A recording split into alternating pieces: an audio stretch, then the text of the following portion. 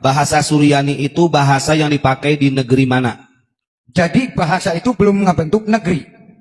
Belum ngebentuk, baru lahirnya Nabi Adam alaihissalam. Jadi bahasa Suryani itu bahasa tertua. Jadi belum bikin bentuk, wah ini negeri ini, belum. Masih dalam proses. Karena kalamullah, kalam dari Allah. Jadi bahasa-bahasa Suryani itu betul-betul yang megang Nabi Adam alaihissalam. Sampai kepada para malaikat. Belum ngebentuk kepemerintahan atau belum. Ada seseorang pria yang bernama Iyus Sugiman, atau yang lebih dikenal dengan nama Ghufran Al-Bantani. Pria ini mengaku sebagai ulama yang paham dengan bahasa Suryani yang selalu ia katakan. Bahkan dirinya pun juga mengaku telah menulis 500 kitab yang tidak ia tunjukkan. Dirinya mengaku menguasai bahasa Suryani, serta berpendapat bahwa bahasa Suryani adalah induk dari segala bahasa dan bahasa para nabi. Pada pembahasan ini, kita tidak berfokus kepada siapa sebenarnya Mama Ghufran Al-Bantani ini, melainkan kita akan fokus kepada apa itu bahasa Suryani yang dikatakan olehnya adalah bahasa para nabi dan induk dari segala bahasa yang ada di dunia. Kita mulai dari apa itu bahasa Suryani.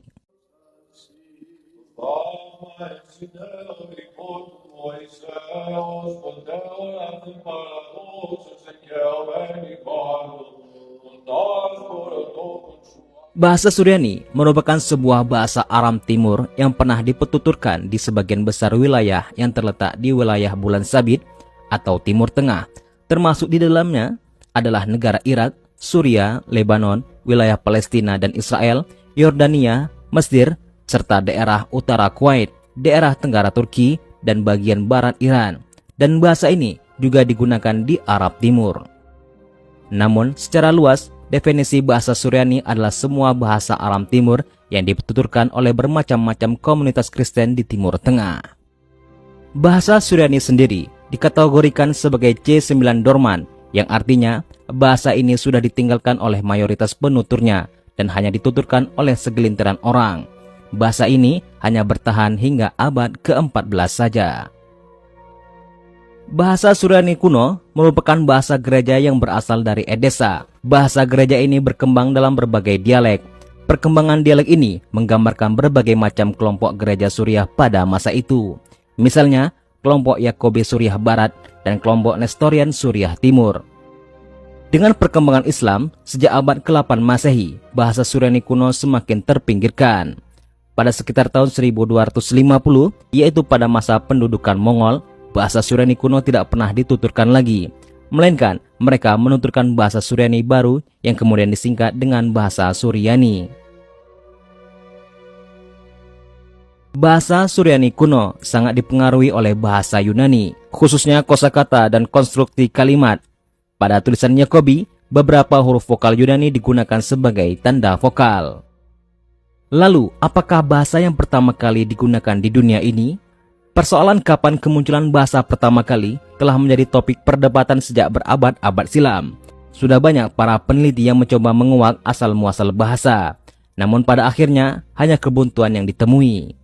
Dari hipotesis-hipotesis yang ada, tidak ada satupun yang terbukti apalagi sampai dijadikan acuan secara pasti. Sehingga perdebatan ini seolah-olah hanya perbantahan soal anggapan-anggapan tanpa bukti. Sampai saat ini, sejarawan masih belum menetapkan bahasa pertama di dunia. Namun para sejarawan sepakat bahwa Sumeria, Akkadia, dan bahasa Mesir merupakan bahasa tertua dengan catatan. Tapi sayangnya, ketiga bahasa itu sudah punah dan tidak digunakan lagi karena tidak memiliki keturunan hidup yang dapat meneruskan bahasa ke generasi berikutnya. Saat ini, tercatat ada lebih dari 7.000 bahasa yang digunakan di seluruh dunia dan salah satunya merupakan bahasa tertua di dunia. Dalam kitab Umdatul Qari, milik Syekh Badruddin Al-Aini yang menjadi syarah dari kitab Sahih Al-Bukhari, beliau menjelaskan mengenai bahasa yang pertama kali digunakan oleh Nabi Adam alaihissalam. Mengapa harus bahasa Nabi Adam yang dibahas? Karena Nabi Adam seperti yang kita ketahui, merupakan manusia pertama yang mendiami bumi. Tentu, bahasa Nabi Adam yang menjadi acuan kemunculan bahasa pertama kali dan menjadi leluhur bahasa-bahasa lain. Di dalam kitab tersebut, Syekh Badruddin menampilkan perdebatan bahasa apa yang pertama kali Nabi Adam gunakan. Ada yang mengatakan bahwa bahasa yang pertama kali digunakan oleh Nabi Adam alaihissalam adalah bahasa Suryaniyah.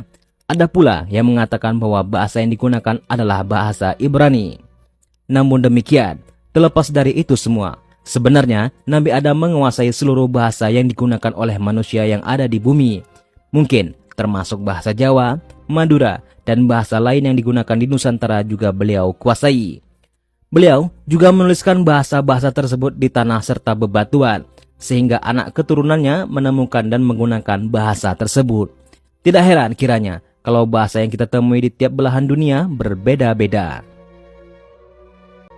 Namun, sebagai seorang muslim, kita meyakini bahwa awal mula bahasa ialah bahasa Arab.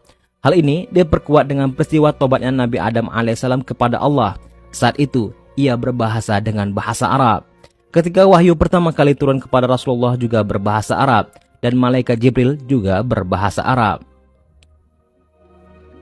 Sebagai kesimpulannya, yang pertama, bahasa Suryani bukanlah bahasa para nabi, karena Nabi Adam saat di surga berbahasa Arab, dan Nabi Muhammad sendiri juga berbahasa Arab. Dan kita tahu bahwa ada beberapa nabi berbahasa Ibrani, bukan Suryani. Yang kedua, bahasa Suryani tercatat sebagai bahasa yang telah ditinggalkan sejak abad ke-14.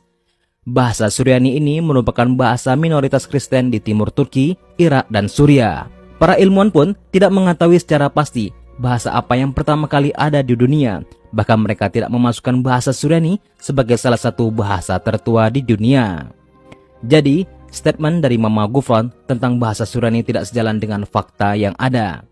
Al-Quran tidak berasal dari bahasa Suryani, karena Quran merupakan kalam Allah yang bahasanya lebih sempurna, bahkan dibandingkan dengan bahasa Arab sendiri. Bagaimana dengan kesimpulan Anda mengenai bahasa Suryani ini? Apakah Anda setuju bahwa bahasa Suryani merupakan induk dari segala bahasa? Atau Anda memiliki pandangan lain tentang bahasa ini? Kami tunggu tanggapan Anda di kolom komentar kami. Sampai berjumpa lagi. Wassalamualaikum warahmatullahi wabarakatuh.